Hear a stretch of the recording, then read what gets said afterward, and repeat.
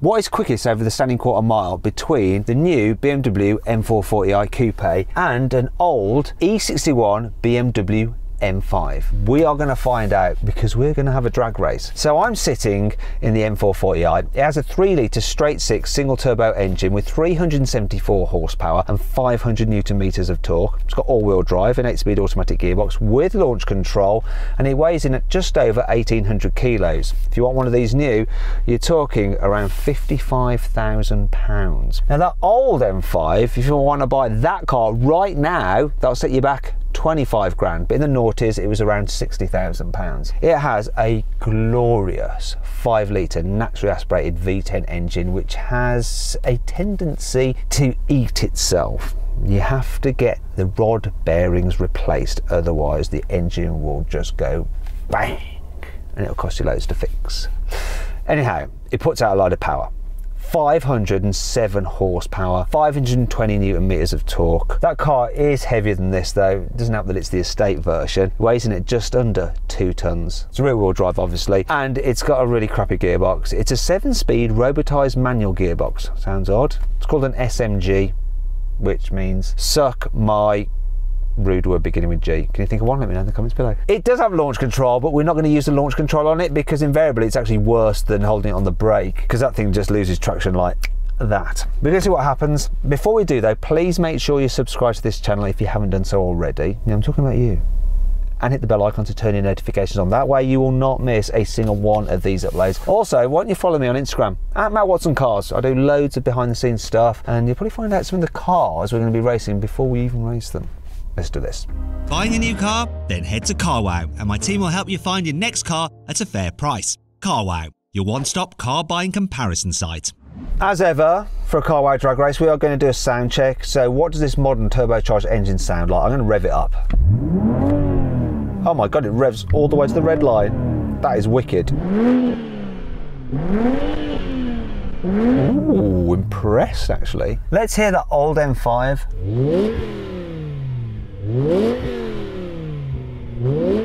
Which do you think sounds the best? I'll put a pinned comment below this video. Go vote which car you thought sounded the best. Okay, you ready? Let's do it. 3, 2.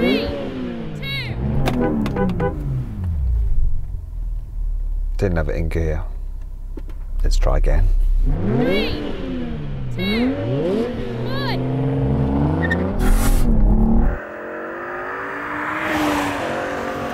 I was looking back at that thing change gear and it like lurches up in the air.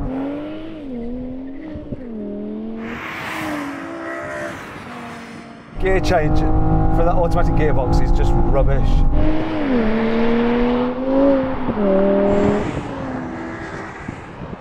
Smash, smash, smashed.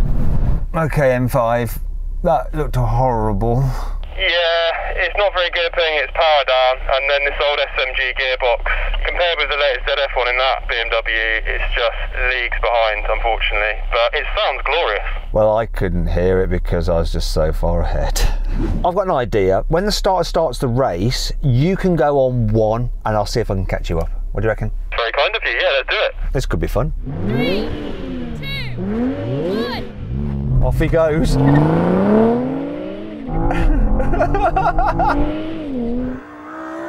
Oh!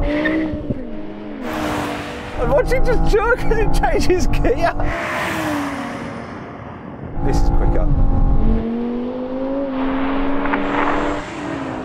Oh, poor E61, even with that head start. Wasn't great, was it? Nah, I can't believe the difference between the modern gearbox launch control stuff to this. But again, sounded good. It's quite funny. I'm just looking across at you and seeing that car like buck every time it changed gears. It's like, ah, ah. It's isn't it, that gearbox? I mean, to be fair, you can come off the throttle and then change, but it's quicker, obviously, to just flat shift and accept the massive bucking Bronco. It looks like it's going to tear itself to pieces every time it changes gear. I mean, I've obviously borrowed this car today, and I'm just a bit worried. And actually, it's a mate of mine, and I don't want to break it.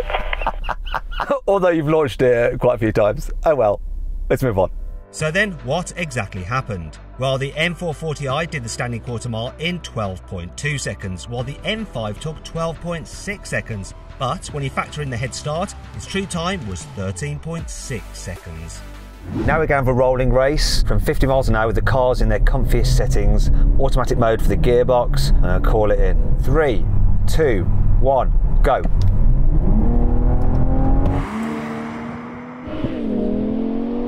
The kickdown didn't seem so bad on that. But my God. This turbo. That was very telling, wasn't it? Was that the gearbox, the engine, combination of the two? Well, it's a bit of gearbox, but also the fact that the peak power on this engine is something like 750 revs, and peak torque isn't until something like 6.1. So, you know, there's a lot of waiting around. But again, sounded good though. That's going to be your answer, isn't it? Sounded good though. It's interesting actually, this produces its peak torque of 500 Newton meters, which is less than your car's peak torque, but it just comes in straight away, and so you're just off. This thing flies. Let's try something else to take the crappy gearbox out of the equation. Let's do another rolling race from 50 miles an hour. This time the car's locked in third gear and everything in their sportiest settings. Here we go. 3, 2, 1, go.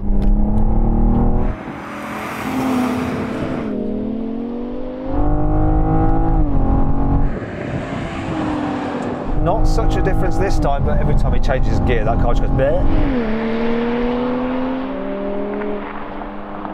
Getting a little bit closer to me that time. Let's try something else. Okay, let's do this again. I'll do exactly the same, so I'll be in third gear, but you can be in second gear. Here we go. 3, 2, 1, go.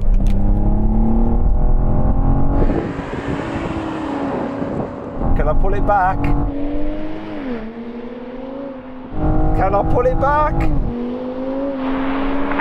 Oh, yes. His revs are playing out now and he needs to get on his brakes. Oh my gosh. A stone just came flying across and actually somehow hit the side window.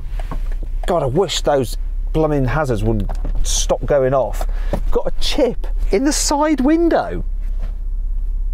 Anyway, you won that. Yeah, there's my power band, and it sounds really good as well. Well, in this next test, I don't think your car's going to sound quite so good. No, the old dashboard's looking a bit like a Christmas tree at the moment, so we'll see how it goes. What, an old BMW's dashboard full of warning lights?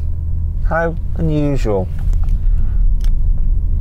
Okay, finally then, we're going to do a brake test from 70 miles an hour. There's a reason he's going to lose this, it's because there's a fault on his car. You'll find out what it is in a moment. It's quite funny, or not, if you're the owner. You'll see why. I'm pretty confident I've got this. Here's the line.